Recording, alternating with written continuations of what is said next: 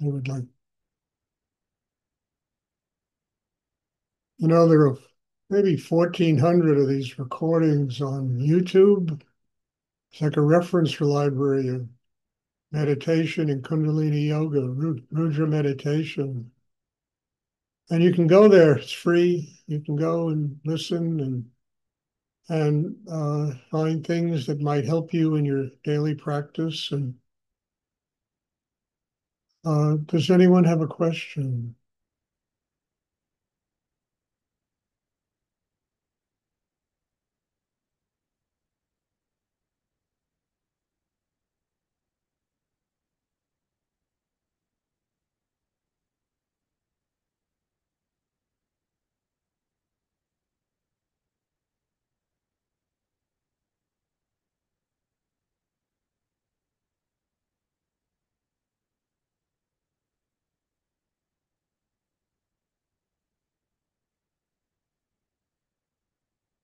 I keep saying it, and I think it's a really important thing to learn that the only person that any of us is up against in this lifetime is ourselves.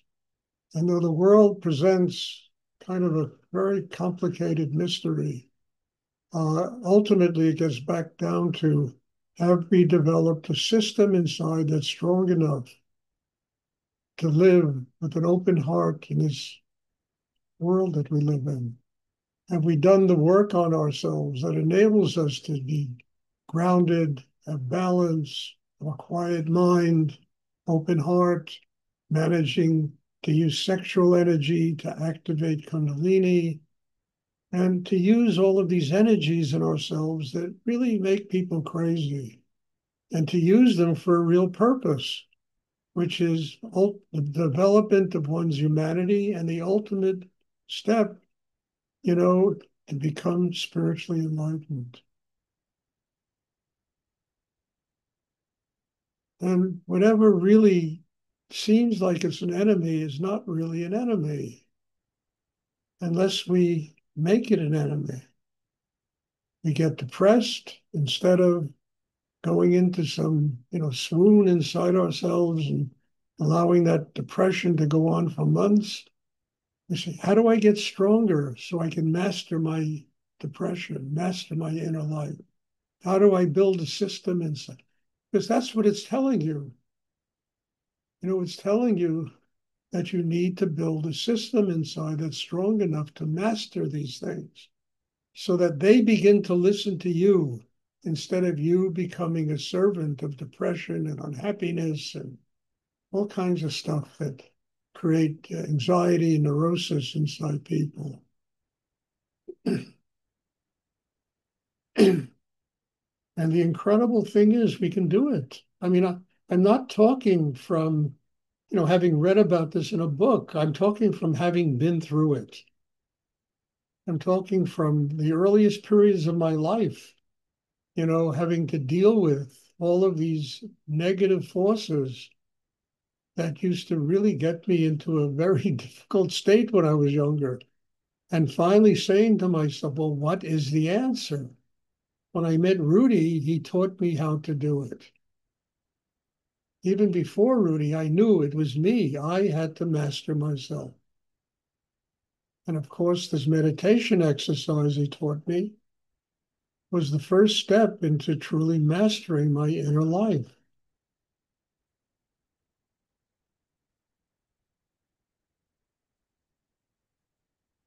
It's something to be thankful for. And as I say, it's Thanksgiving coming up, and gratitude is really the key to getting the heart open. Does anyone have a question they would like to ask? Stuart, I have a question. Yes, Paul? I received an email just before class from a friend whose their family is going through the grief of a loss of uh, her sister, under 30 sister, who passed away unexpectedly. And how can I be of uh, support?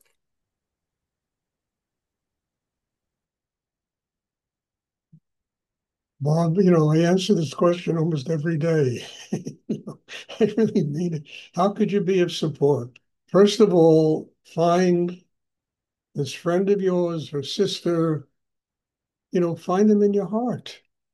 Send flowers. Say, you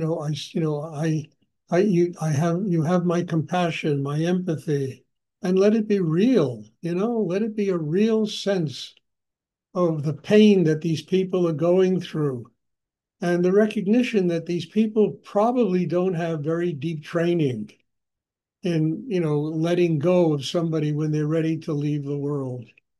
And you have to have more empathy for them, more compassion for them, and just love them. Well, I mean, there's nothing else you can do.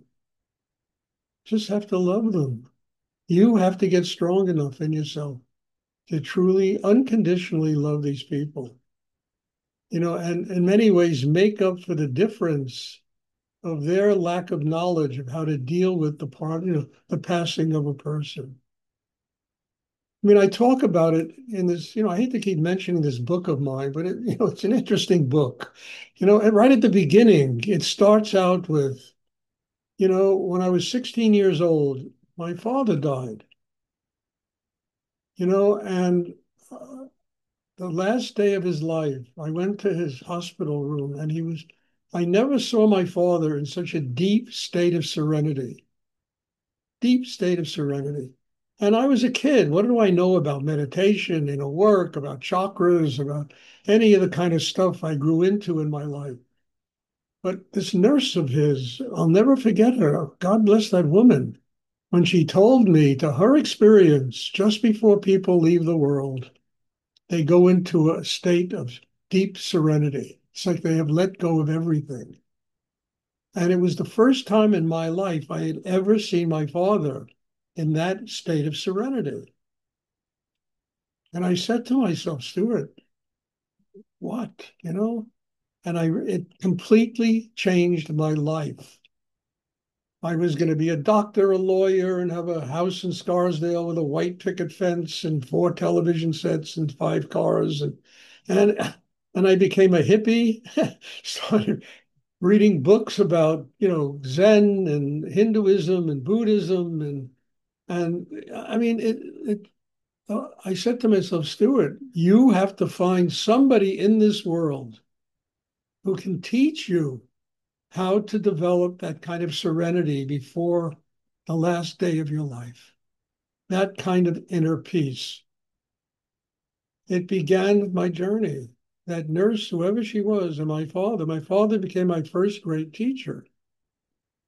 And it began my journey looking for somebody. And what a journey it was. I'm telling you, I hitchhiked all over Europe and North Africa and was on my way to India. I mean, this went on for 9 years until one day, by accident, and trust me, there are no accidents in the world, I met Rudy. I walked into his gallery and I found what I was looking for. There are no accidents. And one has to understand that and really take advantage of these guideposts that the universe sends to us and use them instead of, oh, it's coincidence. It's not, what do I, oh, it just happened. Use them as a pathway to developing their inner life. How you can deal with these people, just love them unconditionally, Bob. Don't lecture them about living and dying and all this stuff. Bring them flowers, bake them a cake, go to the memorial service, bring flowers, and just love them.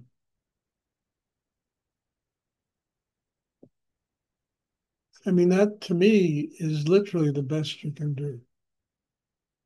And I think it's the best that most people can do. I mean, look, I was with Rudy the moment he died. We're in an airplane. He told me he was going to live to 84 years old.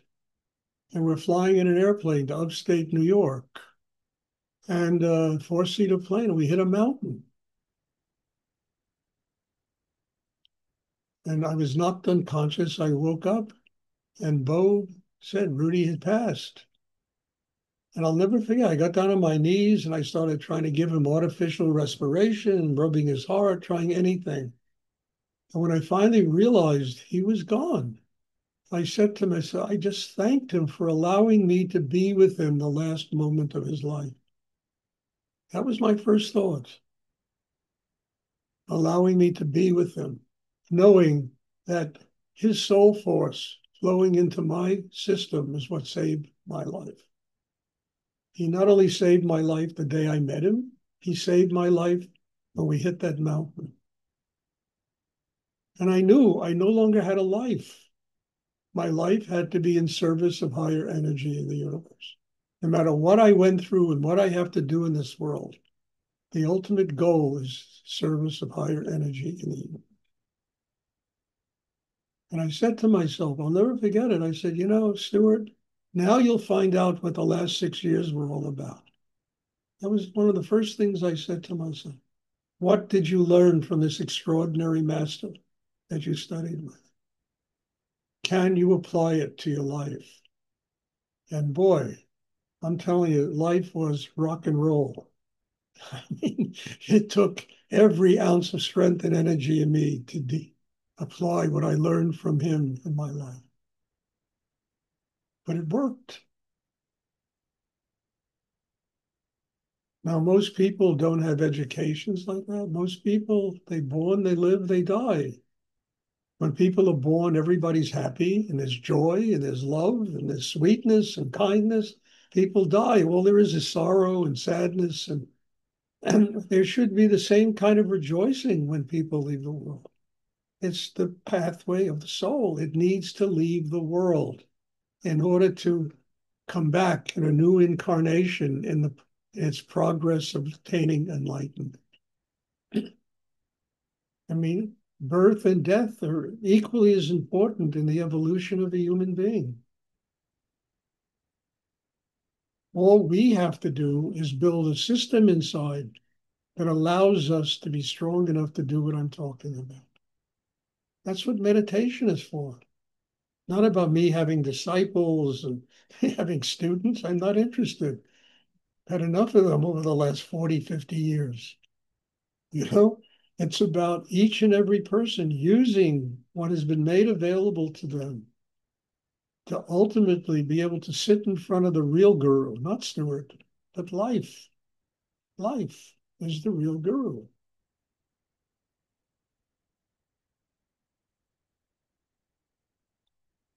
So send them a cake. You make great cakes, Bill.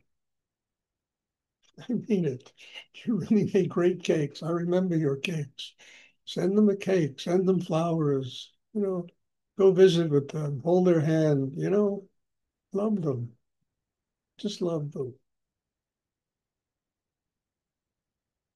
Send them your mother's cheesecake.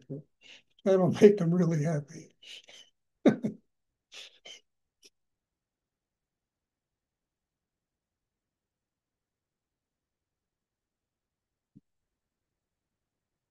Does anyone else have a question you would like to